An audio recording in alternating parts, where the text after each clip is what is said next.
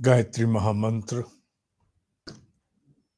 along with me, with your back straight, left hand beneath the right, on your laps, contemplative mood. Om Bhure Bhuvah Swaha Tatsaviturvarenyam Bhargo Devasya Dhimahi Dhiyo Yona Prachodayat. Invocation of the timeless divine master Adi Guru Muni Vedvyas. Guru Brahma, Guru Vishnu, Guru Deva Maheshwara, Guru Deva Sakshat Parabrahma, Tasmai Shri Guruve Namaha, Akhanda Mandalakaram, Vyaptam Yena Characharam, Tatpadam Darshitam Yena, Tasmai Shri Guruve Namaha, Om Shri Guruve Namaha, Vyapsrupena Avahayami Sthapyami Dhyayami Pujyami tato namaskaram karomi.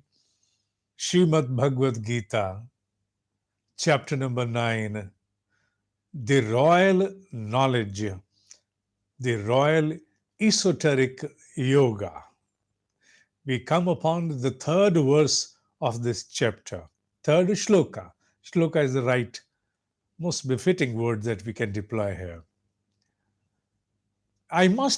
Before we start at the outset, I must come upon a term that is dharma.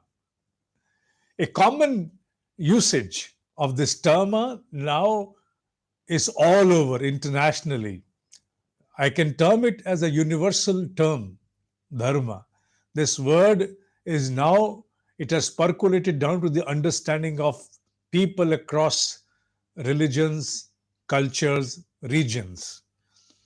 Although the word by itself is not colored by any religion, in by itself has a meaning like any other word shall have its own independent meaning, which to the root goes the natural tendency of anything. The natural tendency. If tendency proves to be a little word, a smaller word, then probably the natural existence, the way one exists, is the most appropriate meaning to this word.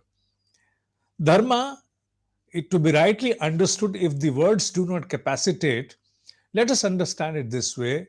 It's like the dharma of fire is to burn. Dharma of the water is to make things wet.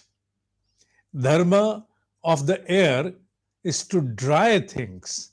So it is their dharma, their own inherent feature, which is embedded into them, that forms as a part of their existence. Rather, their existence itself, to be more precise, is dharma at its root level. But this word is deployed to convey different meanings, which means that it may be bearing different connotations depending upon its usage, where the word is deployed to express what. So, thereby, the word by itself may mean the natural existential aspect or the natural feature, etc. But yet, when it is used in the light to express something different, then its meaning might gather a broader sense. For example, we also convey that the dharma of a citizen may be different, dharma of a father may be different, dharma of a son may be different. Likewise, we may also go on to say that the dharma to be manifested as a human must also be understood. So, thereby, this word can be used, can be deployed to convey different connotations at different places. Now, today, under the light of this royal esoteric yoga, the royal knowledge, Raj Vidya, Raj Guhya Yoga, is something very peculiar, which must be understood in the light of this particular verse. So let's come down to the verse. On the slide, you'll be able to cite the verse. I've tried to make the arrangement so that you can see the slide. You may be able to read the Sanskrit words in transcripted in English. I am there to explain you the meaning of them. The first word is Ashraddhana, Purusha, Dharmasya Parantapa. Ashraddhana means someone who has no faith, who lacks faith. Let me reiterate. Right now, at the outset, we have taken the term dharma, and which I hold as the most important word in this verse, according to my own limited understanding. So, we are embarking upon this particular term, and in order to understand the true connotation of this term over here, we have now taken the line as a mention so that we can understand what it wants to convey. Ashraddhana, lack of faith, no faith at all. Purushaha, such persons. Dharmasya, now dharma here, though from where I've copied this transliteration, it has not been expressed in detail, but I'll come down to this now. We are studying the scripture, Shrimed Bhagavad Gita. We are studying under that scripture a particular chapter, number 9, which is the Royal Knowledge, Royal Esoteric Yoga. In the light of that chapter and in the light of our study, the word dharma has come over here. So, one thing is very clear, the background to deploy the word dharma is clear. We are studying a scripture. In that scripture, there is a particular chapter by the name Royal Esoteric Yoga. While we are studying that, this word has come up. So, dharma in light of what? Dharma in the light of the study that we have at the moment under our notices. Okay, so that must be clear. What must be clear? Under what light, under what circumstances has this word been deployed, and we are trying to understand. So that unless we hold this confinement of its usage, justice shall not be done to understand the meaning of dharma over here. Is that right? Okay. Now he says, if you do not have adequate faith, Ashraddhanana also means no faith, but I am using here the word not the adequate faith. Why? When it means the total negation to the faith, why are you compromising? Because I want to give a very expensive and a very new meaning to this. New meaning? Are you trying to innovate something? No, I'm not innovating anything. It's the newness of the understanding is only in the light of this particular verse. Otherwise, there is nothing new over here. Okay. So, lack of faith, instead of lack of faith, I'm using the word the adequate faith is not there. Unless there is adequate faith. What do you mean by adequate faith? It means that you are a sincere student. Yes. There is no doubt about that. There is all sincerity into you. You have come down to understand a scripture. Yes. You very well know what the scripture wants to convey. Yes. You focus your entire attention. You gather all your awareness to understand what is being taught. Yes. Having understood that and giving absolute affirmation to that knowledge, then yes, so far it is yes, you do not initiate by taking any single step. Yeah, here there is a dichotomy. So far it was tick on all yeses, all yes were being ticked. Your sincerity, unquestionable. Your offering entire attention to study scripture, yes, it's again a tick. You're trying to imbibe, trying to understand and assimilate the knowledge to your understanding, yes. But the moment it comes down to take the first initiative, there is a dichotomy. Maybe not a blanket denial, but there is something which can be held as a hesitation. On what count? For what reason? Unknown. So that means the adequate faith is not present. I'm not saying lack of faith over here to you, although the word is quite blunt and it conveys no faith. Whereas I, in the capacity of a teacher, while interpreting it and knowing that I have sincere seekers sitting before me, so I accommodate and give certain room to the understanding of lack of faith or no faith to having not having adequate faith. I think that is quite it's easy to comprehend at your end now, right? There are many things. There are lofty idols that we come across. We hold high appreciation toward them. We meet exalted ones. We hold high appreciation for them. Our obeisance and our regards towards them are unparalleled, yes. But when it comes to follow them, trying to imbibe their life into the living form within our own self, an element of hesitation creeps in. And we simply give it an escape route by saying, yeah, it's an exalted one. Yeah, no doubt about that. But for me, I, why are you stammering upon this? Why this prolonged giggle accompanied with a stammer?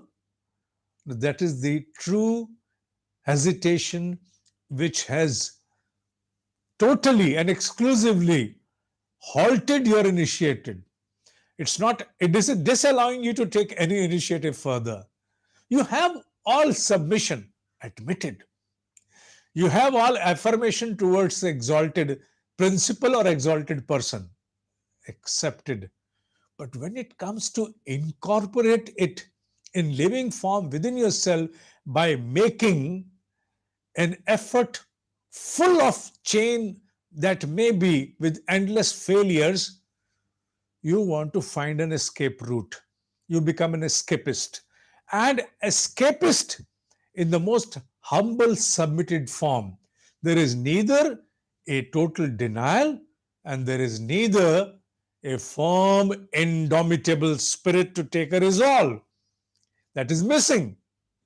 There is someone who stammers now. That is to be understood as adequate faith is absent. Because the kind of faith, for example, required is 100%. You have faith, but that is merely enough to issue you passing marks of 33% as we have it in India. I'm given to understand the passing marks even today are, I'm given to understand, subject to correction, are 33%, unless they have undergone some change. So you have passing marks when it comes to take account on your faith, 33%. But what about the remaining 67%? Do you think that you'll qualify?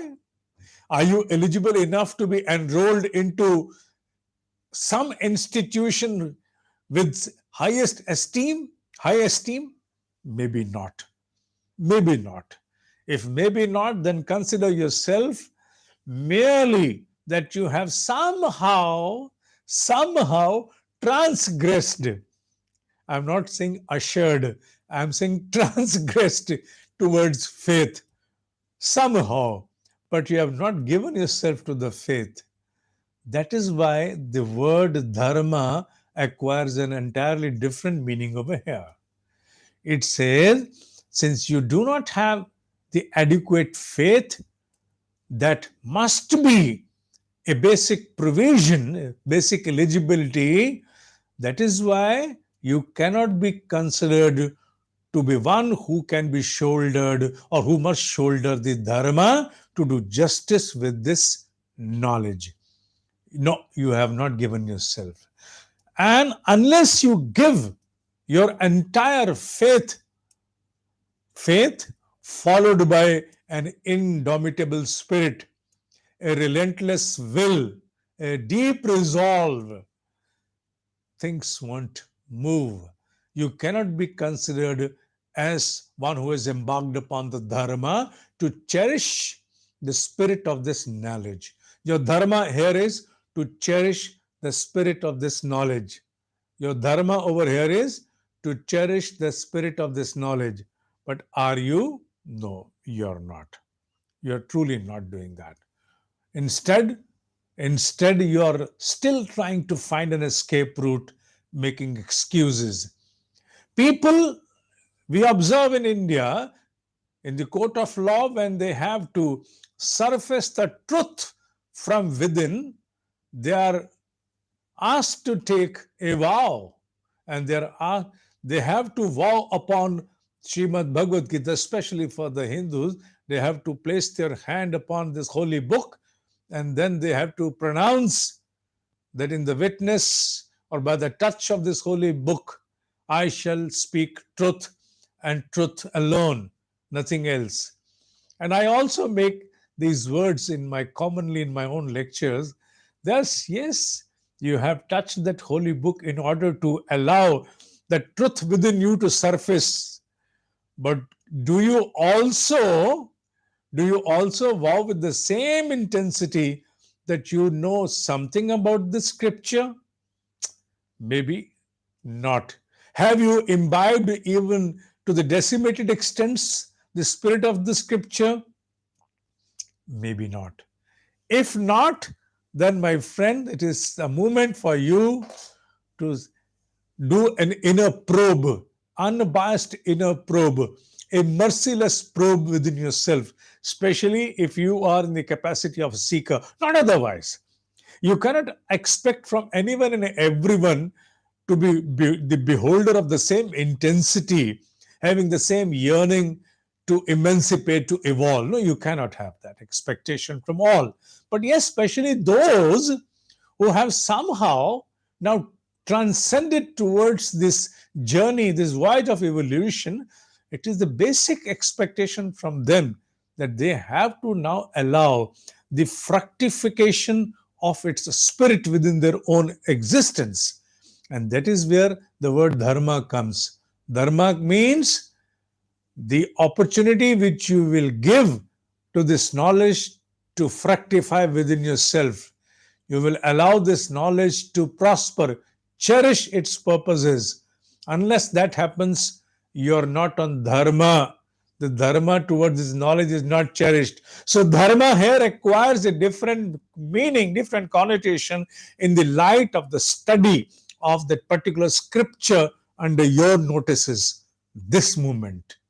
So, if you are sitting down without adequate faith means now adequate faith also must be understood. Ashraddhana, as you can read it over here, Ashraddhana means, although here it means no faith, but I have accommodated not having adequate faith. Now, not having adequate faith means lack of true will, lack of that indomitable spirit, lack of that initiative, such a mindset which is prepared with all preparedness, has offered itself as an oblation. Come what may, I will even confront millions of failures, yet not yield before that. I shall keep on going and trying through my sadhana, through my abstinence, my austerity, my efforts. I shall keep going. So, the first three verses of the chapter number 9 are preparatory. They are not illuminating, but also preparatory for the timeless seeker to prepare itself well before one embarks to understand the scripture. It may not happen that the instead of trying to imbibe and assimilate the knowledge into yourself, you simply go through it as a reader or as a listener and consider justice done to the scripture. No, that shall not be done unless it's dharma, it is allowed to fructify within yourself. Now, the story does not end here. Had these two words merely been mentioned here, we would have given some room for some iota of doubt to creep in, so that maybe it wants to convey something else. But there is another word, parantapa. Parantapa means destroyer of the foes, destroyer of the enemies. Now, what does this term destroyer of enemies has to do, especially when we are talking to understand and assimilate within ourselves an esoteric knowledge? Destroyer of enemies is something which is there. It's a word generally deployed to combat your enemies in a war field. Well, what is the war field here? Now, that is something for you to know, understand through your own far-sighted wisdom. The war field here is the war between the divine and the demonic, the right and the wrong that is ongoing within each one of us. Deva Asura Sangram, Antah Sangram, the conflict which always prevails within each one of us. There is a force, a demonic force within us which wants to usurp the creative resource of our time, attention, energy in order to cherish its own demeaning pursuits. And there is equally present in the capacity of a seeker a force which is divine, which alerts us, wants to make us more aware towards the importance of our energy, time, and attention in the light of our own evolution. So there is a conflict going on in between. So where is the war zone? The war zone is within us. And in that war zone, in the capacity of a seeker who has embarked to understand this science of the royal science, the esoteric science of Brahma Vidya, it is expected that it beholds the capacity to destroy the enemies. Parantapa, destroyer of foes. What kind of enemies do we have? I just mentioned a while ago, all those that come to us in the form of a distraction. They dissuade us, they disallow us to remain intact upon our pursuit to evolve. They engage us into the prevailing, the flowing flow, the irresistible flowing flow of the Maya, which wants to entangle and engage our attention into everything that is going at the moment. You may term it as power of now, only in the light of the ongoing affairs in and around. So here it conveys that you are the destroyer of foes. You can certainly withdraw the charge from the enemies, behold it within yourself, and use it only to cherish towards the basic objective of your manifestation, which is Atmano Mokshartha. Combining these three words, Ashraddhana, which is not having adequate faith. Let me again reiterate. The literal meaning is no faith. I have accommodated not having adequate faith for the seekers. So it's my accommodation, not the real literal meaning of it. So Ashraddhana, number one. The second word is the Dharmasya, and the third is the Parantapa. Three words combined, they convey us that here Dharma, the foremost duty is to understand the scripture, not only understand the scripture, whereas to cherish the spirit of the understanding that we shall draw. And in order to assure ourselves, be the custodian of our own interest, we must ensure that we will destroy all those enemies that otherwise want to usurp our awareness and deploy it towards certain meaningless wanderings. So that is the kind of assurance which is expected out of the timeless seeker. You and me are the timeless seekers. The next line gives you, if it is not done so, then this is going to happen. So the outcome, if not complied as informed, the outcome has been mentioned in the second line of the same verse by saying aprapya. Aprapya here means you will not be able to attain. Mam is an indication given to what? Even although Mam here personified in the form of Keshava, but the personification must exceed beyond this into towards the objective. So here I must say the Keshava, the Krishna personified into objective, objective personified as Krishna. So both have now transmutated into each other and personified as each other. So if you say Krishna, it is the same if you say objective. If you say objective, it is the same here for the Mam, because Mam is a word that indicates either it is Krishna or the another face of it, which is objective. Objective is I must emancipate. Atmanu mokshat. Moksha is the objective. So here, Krishna or moksha, it is the same. Both personified into each other. So, aprapya mam nivartante shall again, the word you can read on the screen, come back, shall again come back by the pull, by the impel of the cycle which has been programmed by the Almighty to again incarnate through the womb of your next mother, death, biological death, an interlude, that is the transitionary period till you acquire the next womb. You have to wait for that, for your parents to be prepared to have you. Then again, you manifest again from that womb, the next womb, and again you manifest in the form of a being undergoing the same cycle which you already had few years ago. Few years ago, well, my age may be more. No, I gave an illustration in the Hindi class a while ago. For example, let's assume for a minute, assume, presume, or simply imagine, whatever, use the word which you like, imagine that someone expired biologically in the year 2000, okay, had to undergo a transitionary interlude, for example, of 2 years, okay, understand that?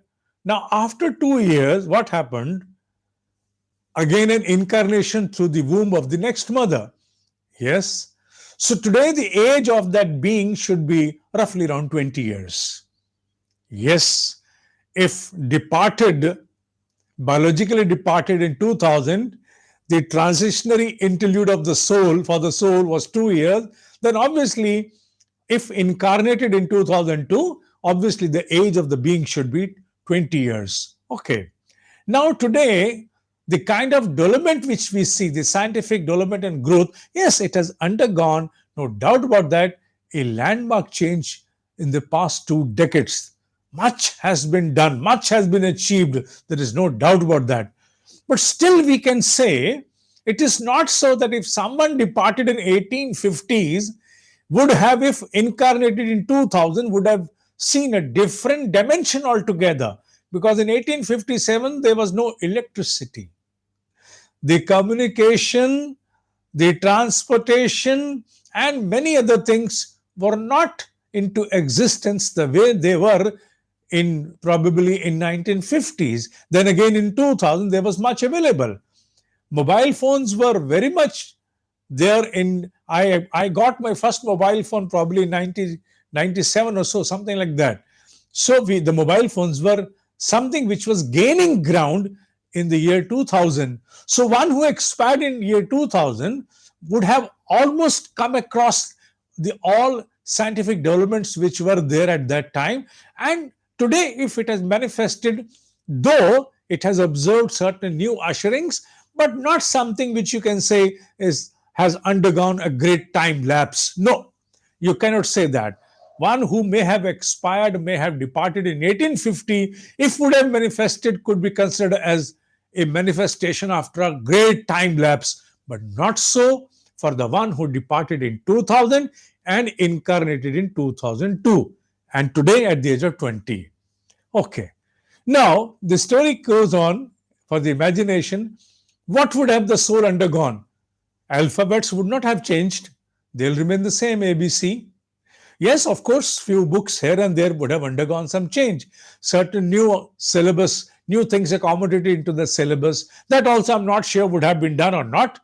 Few modalities of teaching may have undergone some change. Okay, yes, but you still cannot say that it was a great time lapse. No, you cannot say. So the soul that departed in 2000, when manifested again in 2002, has almost been experiencing somewhat the same world with a new name, a new identification, a new family, maybe a new region altogether, but with somewhat changes, not like having undergone a great time lapse. No, nothing of that sort. But what is it going? It is going through the same routine, same routine. Again, study in the school, fight to crack examination, contest for admissions. Again, that war starts for the career, security, insecurity, markets up, market down, this and that, interpersonal communication, conflicts, seeking love, seeking approval, seeking self affirmation, whatnot. It's all the same. So, has the soul undergone some evolution? Maybe an evolution, a growth here or a growth, an element of spot of growth there, but not total evolution, which otherwise is we are given to understand by the exalted one in the form of emancipation. Emancipation is something very different. No, that it has not gone through. So here it says, if you do not follow this dharma, if you do not follow the dharma, what will happen? You will not be able to attain me. You will not be able to have emancipation. What will happen? You will re-manifest. The word is nivartante. You will fall back to the same vicious cycle. Again, mrityu sansara varatmani. Mrityu sansar, the world of death, where everything must decay, disintegrate, disembark, degenerate. Everything is prone to that. Everything is in the confinements of age and limitations. So you will be again onto that same path. Punarapi jananam, punarapi maranam, puni puni janani jatare shayanam. You'll be again confined to the world of limitations.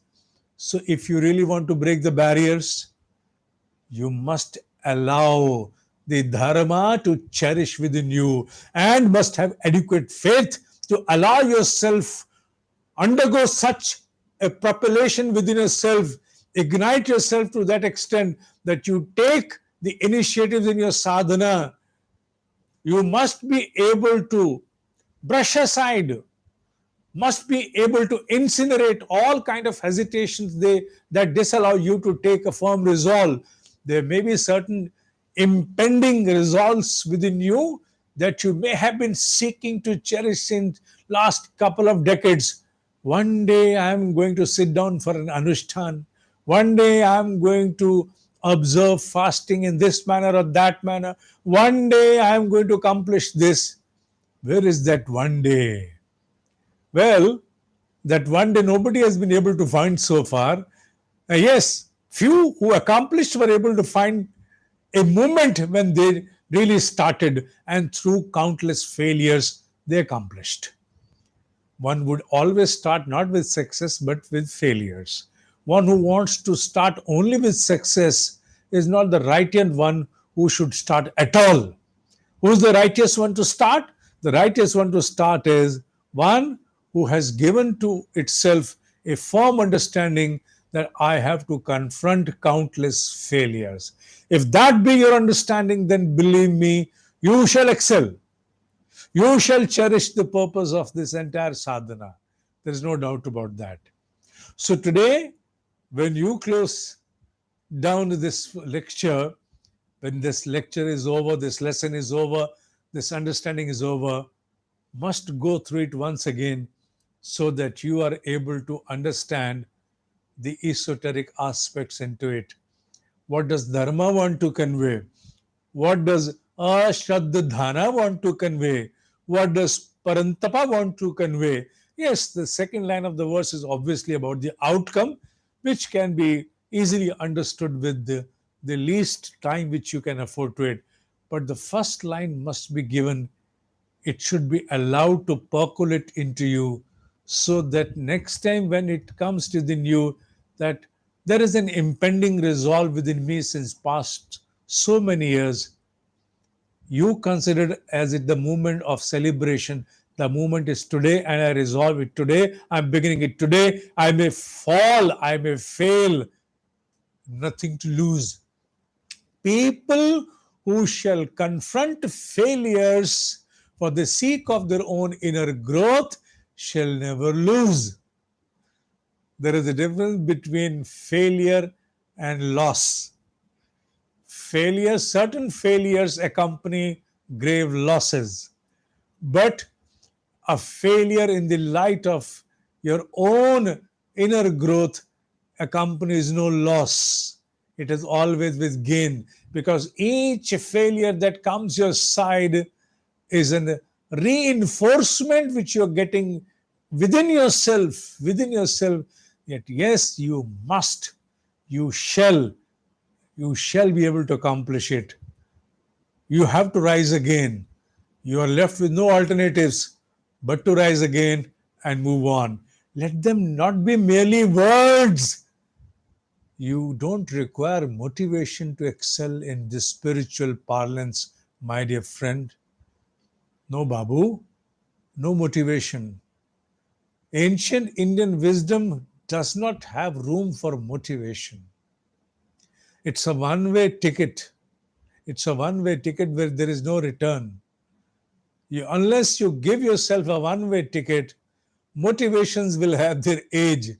Now they motivate you, and the next very moment there is something else that draws your attention, sways your attention into some meaningless affair, and then that motivation evaporates. So motivation comes with a packet of age. It has a limited charging. So don't seek motivations, my dear boy, my dear girl. Don't seek motivation. If you really want to seek, then seek a one-way ticket where you are left with no other option but to tread further, must traverse further. No going back now. Failure is not there for you to stop or to go back. Failure may be for you to sit down, evaluate yourself, prepare yourself, and move on. But not an escape route, not an escape route, not a postponement. Maybe an interlude to prepare, to analyze why you failed, but not a postponement. Procrastination has no room for seekers. Do you get me? So don't always seek motivation. Motivation is not for us. Motivation is a subject for those who have to accomplish very highly ephemeral objectives that last merely this material plane. But for those who want to excel beyond the material plane, motivation holds no meaning. For them, it's only one-way ticket, Babu. One-way ticket. Do you understand this? Having said so, I conclude this class. More to come in the next class, because the real study of the royal esoteric knowledge, the royal knowledge, shall start from the verse number 4. These were the preparatory ones for the seeker. You must go back to the class once the class finishes. Have a re-look upon it, revise it, so that you're able to associate the real connotation of these terms, which otherwise are deployed so commonly in a common usage that we don't draw much out of them with a superficial attention. Having said so, Om hi satya hai, Om hi satya hai, Om hi satya hai.